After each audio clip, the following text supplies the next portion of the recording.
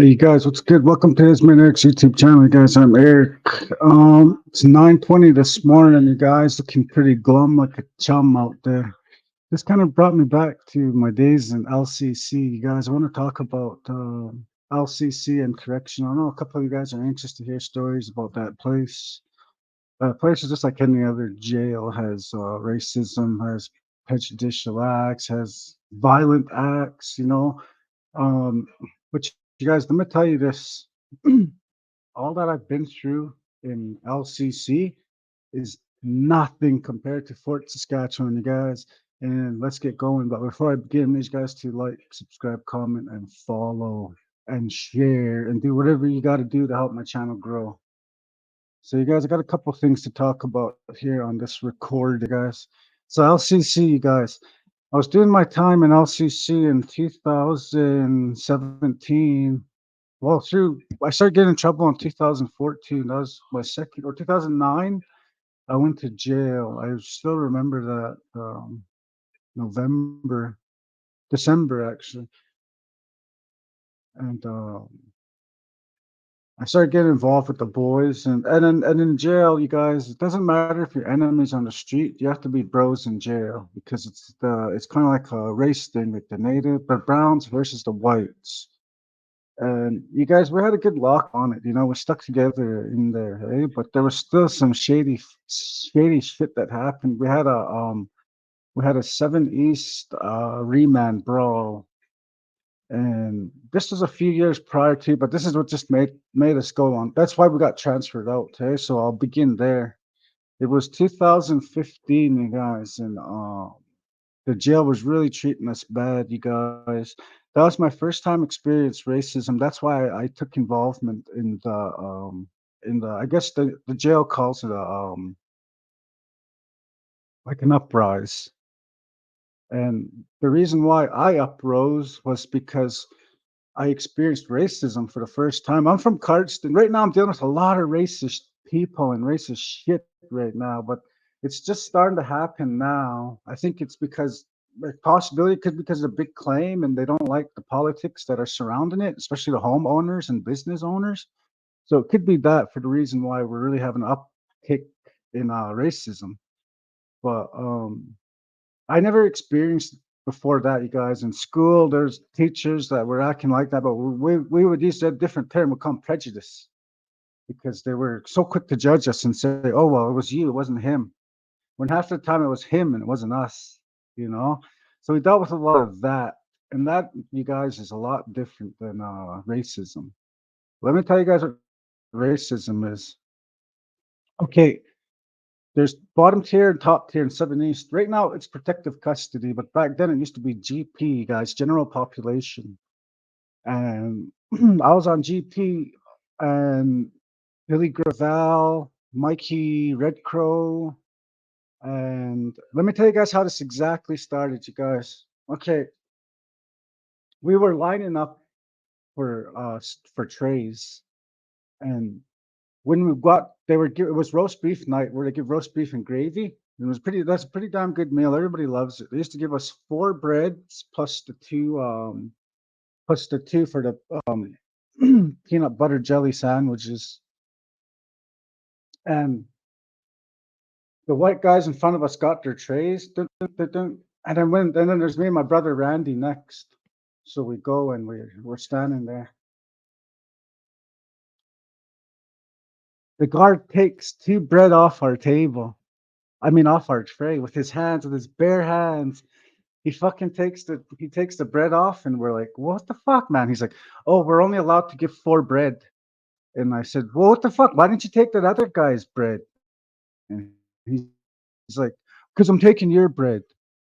So I didn't want to touch my plate after that because his fucking hands are filthy. They touch our toilet bowls. They dig in there. They dig around the surfaces, and it's gross. So they end up. We didn't eat, hey? We didn't eat. Me and my bro, we didn't eat, and we're like, "What the fuck's going on?" And that's when my first ever dealing with racism. That was it. And I thought to myself, back in 2015, you guys, that's some 9 years ago. I'm 38 right now, or 39 right now. So that would mean I was 28 or 29, 30. I was 30, you guys. My math's kind of off these days. I was 30 years old, you guys. It took me 3 decades to experience racism. That's the point I'm trying to get at. And damn, it just started getting bad. We started getting locked up, and then when shit started happening on the unit, they started targeting us. So it didn't last long, you guys. Broski Travis was right having one too. He was right not having it. I think he was called Tamara that time, and I don't know. She was fucking around on him as usual, and he wasn't having it. So that he got on the phone. He used to do that. Travis was a solid checkoff. He's my brother. I love him, but he was a solid checkoff. He would say stuff over the phone, knowing that the guards would say something and they would get him out. He said he used this to relax time, but who wants to literally get checked off and help themselves get checked off, you know? So I don't know. I'm not gonna say my brother was a coward because he's dead. You know, he's gone. You know, he already did his time, and I'm not gonna say nothing bad about him. I never had nothing bad to say when he's alive. I'm not gonna have nothing bad to say to him now that he's dead.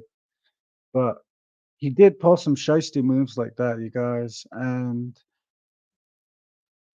he told the guard, he told his girlfriend on the phone that he was gonna pull some shit. So the guards picked it up on the phone and they pulled him. And Mikey was in PC or ALU. It's called ALU. No, no, it was PC because it was with Trice and Bird and all them. Trice and Bird's PC and all that. Uh, Mikey was walking around with them, and then when we're on 7 East, 7 West is on this side. 7 East, 7 West. So we share the same courtyard outside. And when the doors lock, and then they come out, and Travis didn't like that. He's like, "Why are you on that side?" And then he said, because I'm incompatible with Cash. Cash was our homeboy, so he was a brother. He OD'd and he's in a wheelchair now. So yeah, you guys, Cash was apparently his incompatible. So Travis made Cash write off Mikey. Mikey wrote off Cash, and then Mikey was able to come over from protective custody to GP. He had fun. He joined. It was supposed to be my cleaning job, and then once he came on, he got the cleaning job because cleaning job means you get extra perks. You get outside the unit and communicate with other units. You guys, Mikey ended up doing some good time after that because he knew we had his back in there. So that morning, Travis said, "Act out if they pull me." And I thought to myself, because Travis didn't want to pull that shit himself, because he knew for sure if he pulled that shit, they were gonna bounce him, and they'll probably bounce him forever because that's his home, Lethbridge. So that morning, he got on the phone. He told his girlfriend that he was gonna pull some shit. He did that on purpose so the guards would pull him. So the guards pulled him, and Mikey was left alone. And then you had us soldiers. We were the soldiers. Uh, Travis he's the boss, straight up say it. He was the boss. Mikey wasn't a boss, but because he was the brother of Travis, Travis didn't want him on NPC because that makes him look bad, which is really ironic because everybody ended up going to PC after this. So yeah, it's kind of ironic. Anyways, Mikey didn't want to go to PC. Mikey Red Crow, and that was really fucked up, you guys, because that morning they pulled Travis. Travis yelled, what did he yell again? He said, "Jump off! Jump off! You guys better jump off!" And then we're like, "He's gone, let him go." And it would have been good right there. We would have been able to watch TV and this riot wouldn't have happened and all this bullshit in jail wouldn't have started. But like I said, for me, it wasn't because of Mikey Red Crow or Travis HolyWhiteMan. It was because the bread. It was the two pieces of bread that got me angry enough to uprise, being that I was from Cardston. I was like, So, anyways, Travis gets pulled, and then we get let out of our units, and we we're just sitting there, and then Mikey says, "Oh, we have to pull a riot tonight." And I said, "So why didn't you pull a riot, man? These guys are gonna pull shit on us, man. This is when they up their level. They get to wear their Walmart football equipment. They got a SWAT team in Lethbridge Correctional Center. They look like your son's Walmart football equipment. Anyways, it's enough to get hurt. That was the point. But Mikey didn't want to leave, or Mikey wanted us to all get bounced off the unit, so we'll all be with him because he didn't want to be alone. Because Mikey's got a name as a rat. This guy's name is a snitch. So I, being me, I couldn't tell anybody that, because I didn't have any authority. I'm just Eric in jail, you guys. So in my head, I thought to myself, I don't think this is right, man. This guy, fuck, your brother bounced and you're scared now, so you want us all to pull some shit. So this is the fuck up thing, you guys. He had Coben and Justice. Those are his nephews. Much love to Coben and Justice and Mikey. If you guys hear this video, there's no ill will towards you guys. It's just my story, you guys. So Justice and Coben had about three boys behind them each. So three, six, seven, eight, nine, right there. That's nine boys saying, "Let's riot." That's enough. We don't even have question. We can't even ask or say no. It's already decisions already made. There's already nine people that want to do it. So I don't know what Mikey fed to the boys, but we ended up pulling a riot after supper. Guards came in. They said, "Lock it up," and then we didn't lock it up. We all stood there. Lock it up. We stood there. He starts banging on his window. Lock it up. We just stand there, fucking, and the guards come out, and they were like, "You guys are all going downstairs," because they get worried about weapons right there. So automatically they'll bring us to A&D downstairs, and they'll strip search us by two, where you have to see your fucking bro shit. It's fucked up in jail, you guys. There's so many human. It's not right, you guys. Put it that way. It's what they do is not right. So before they can bring us down to the A&D, there's this one old man. We used to call him Blue. Remember on Gator? Blue, you're my boy. We used to always call him that. Anyways, Blue was the only guy that walked downstairs, and I watched everybody else. Like, it was gonna pop off. I can see it. Everybody was. So they said go downstairs, and then when you're upstairs in A&D, on the far right side of the stairs, or up in 7 East, to the far right are the stairs that go down to A&D. So Blue went downstairs, and the rest of us, the door shut and it locked. So all of us stayed in that hallway. So that whole Unit 6 is in there too. Unit 6 really praised us for this. The whole jail praised us for it, but when I think about today, we didn't leave for justice. We didn't leave for racial injustices or inequalities. We left because Mikey was checking off, and we had to go with him. So that's the way I looked at it. I was pissed off, you guys, because the riot didn't even go down like that. It was more like he wanted to just get us all into trouble and locked up right away. But I'm gonna tell you guys this: when we stopped in the hallway, the guards stopped and they didn't enter the hallway, and they called backup, and they had about 100 other guards. It seemed like 100, you guys, because all we can see is blue and black all on that side. They all rushed in, and then the SWAT team didn't want to make a move. The A and head cheese didn't want to make a move, and he didn't know what to do. So we're standing there all pumped up, all fucking jacked, ready to go down, because it was already at that point now. It's like, we're gonna fight. We're gonna fight. So the guard comes in and tells us, you guys don't go downstairs. You guys are going to be dealing with some repercussions, eh? So I thought, okay, well, Mikey, you're the leader. Let's go. Let's see what you're going to do. If we're going to throw down, we're going to throw down. Because I was really ready to throw down, you guys. And if they ever released the video, you would see it. I was one of the main people that were like, going to fucking throw down.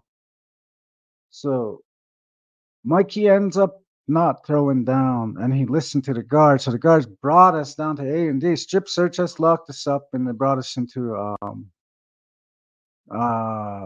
the back of Unit 2. No, Unit 2 is the hole. Yeah, they brought us to Unit 2, the hole first, and we're all squeezed up in there. And then they arranged the Unit 1, which is the outside unit. Those guys do outside work. They got special privileges. So, anyways, we go downstairs to the back of Unit 2, and that's where we got stuck. That's where we all started getting shipped out. So the guard says, get this, guys. This is the part that this is why I don't like Mikey Redcrow. No, well, aside from his name being on my search warrant when I got brought down on Fourth Ave, that's another story. So I was already pissed off at Mikey for this shit. Anyways, Mikey, they put us in the back of Unit 3 first because Unit 3 is downstairs. It used to be the crypt unit. Upstairs was the blood unit. So they brought us to the back of the crypt unit, and that if you guys ever been in jail in Lethbridge, the drunk tank, when you get picked up from the drunk tank, they bring you out to the correctionals and they put you in this real big room. That's where it is. That's where they stuffed all of us. There was Dakota. Shout out to Dakota. He's our friend from Rocky Mountain House. He's awesome. A shout out to Percy. Percy's from Hobima.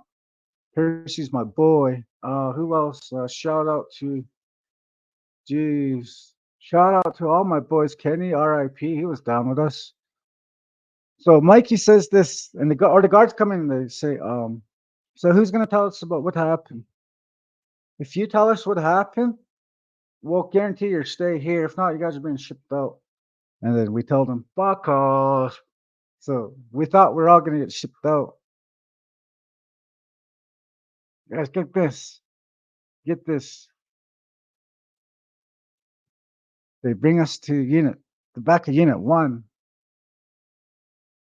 We're chilling back there. That's when we all start getting picked off, start getting transferred out. Tim got brought to Peace River, and then they called me and Butch down. So me and Butch went down to A&D, and they said to pack our shit. We're getting transferred. Like, what the fuck? Well, that's all right. All of them are coming with us. The next day on the bus to Fort Saskatchewan, nobody was on it, just me and Butch. R.I.P. to Butch Tim. We spun off as each other's brothers in Fort Saskatchewan. We took care of each other there. Ucho, you guys. Timothy Dayrider.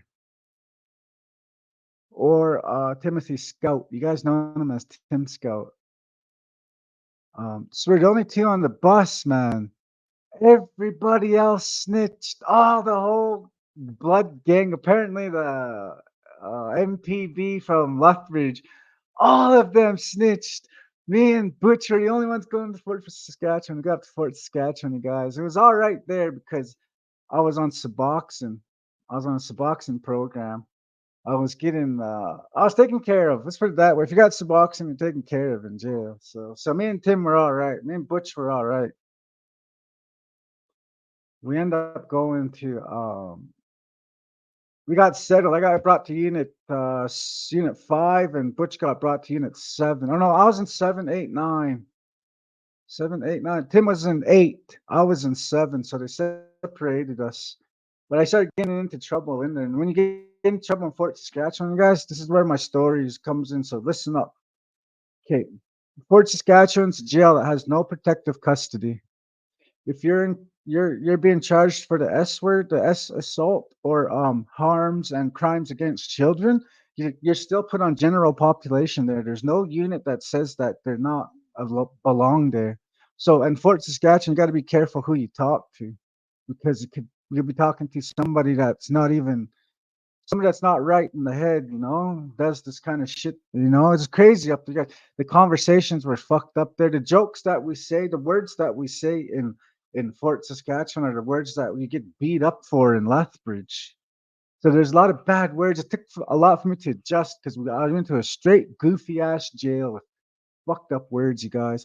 Anyways, you guys, this is the moral of my story right here. This is the moral of my story. So you can stop watching my video if you're waiting for the moral, and here it is. Or you can continue on because I'm guaranteeing you guys a sick ass video. Follow it through the end. Okay, the moral of my story was I'm from Cardston, 30 years, never dealt with racism. Lethbridge, bit racist jail, never dealt with anything like that before. First time for everything. Fort Saskatchewan, you guys, I saw violence. Violence amongst its inmates, and not inmate beating up inmate. No, no, no. It was the guard beating up the inmate. I got a buddy named George Stan, Sthan. Stan.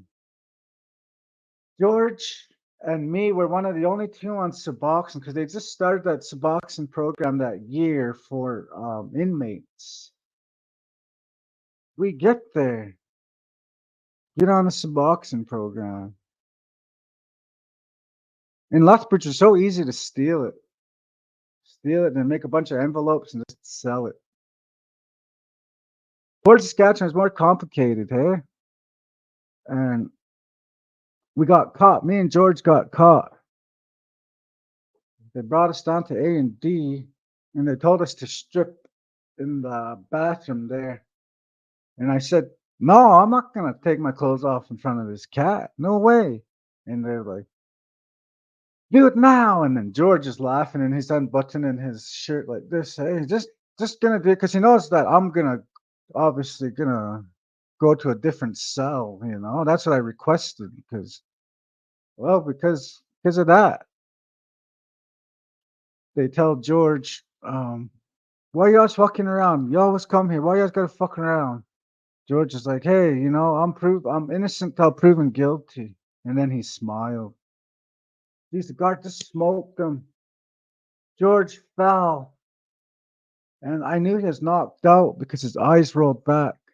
All I could do was jump out. I jumped out of the cell. It was a bathroom stall, and there's a camera on the where you're checking in because that's where you go and take your clothes off and everything when you first get into the jail at Fort Saskatchewan. I knew there was a camera there, so I jumped and I slid underneath the door, and I just put my hands up like this because I knew they couldn't hit me on the camera. He's like, "Get over here! Don't be a coward! Get over here!" And I was like, "What do you call me a coward for? Because I don't want to get beat up like George." So they started stomping the shit out of George, you guys. Boom, boom, boom, boom. George shit himself. George shit himself, and then the guards started laughing. They're like, "Oh, this guy shit himself." They put me in another room, the clear boxes in front. They put me in the clear, then I thought George just got beat up and he's gonna meet up with me any minute.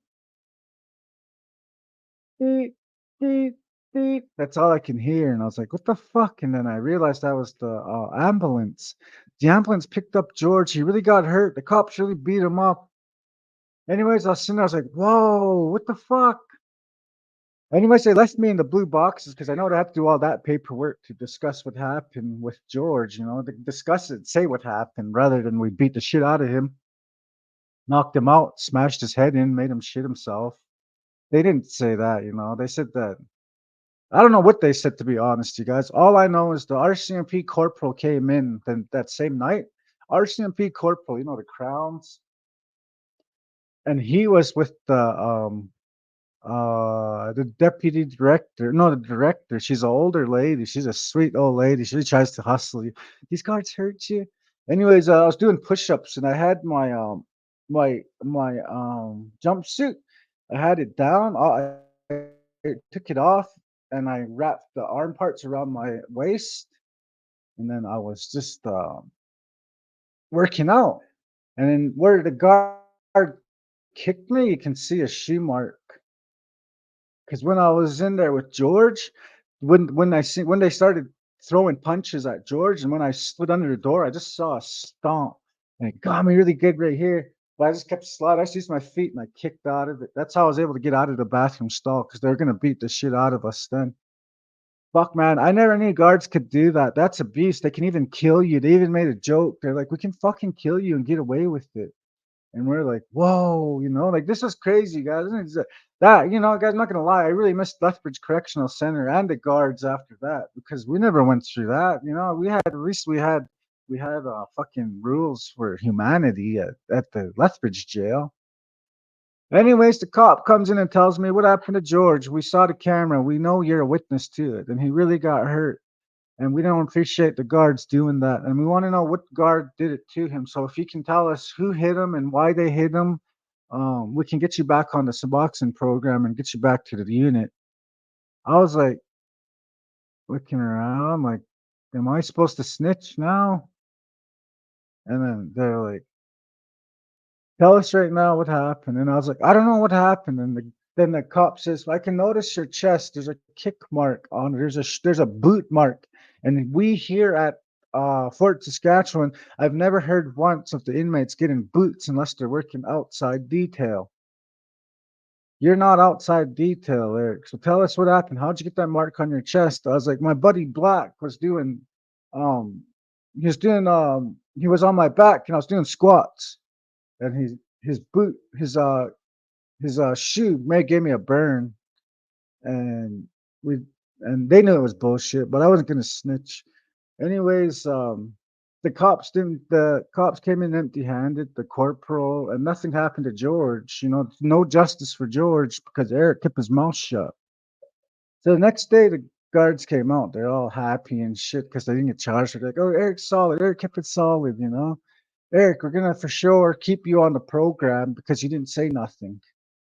And they wanted me to be buddy with them. And I'm like, yo, look, I stayed solid for myself, you guys. I didn't speak because you guys are going to label me a rat. You guys are going to beat me up. And I didn't take it kindly, even though they just left me on the program. I didn't take it as a gesture from them. No, fuck no, I didn't. They knew goddamn well that they would have went to jail that night if I said something, and I did not. So they had me to thank for their jobs, for their families, for them making ends meet. So that's the way I looked at it, you guys. I've never seen abuse in any jails other than Fort Saskatchewan. Fort Saskatchewan abuses its inmates. So yeah, you guys, I thought I'd do a video on that today. If you guys enjoyed it, like, subscribe, comment, and follow. Like I said, I'm gonna be dropping a couple more videos today. Today is Saturday. It's my day to do videos. I feel it in my heart. So you guys are gonna have a few videos today. Peace out till then, all right? Stay safe.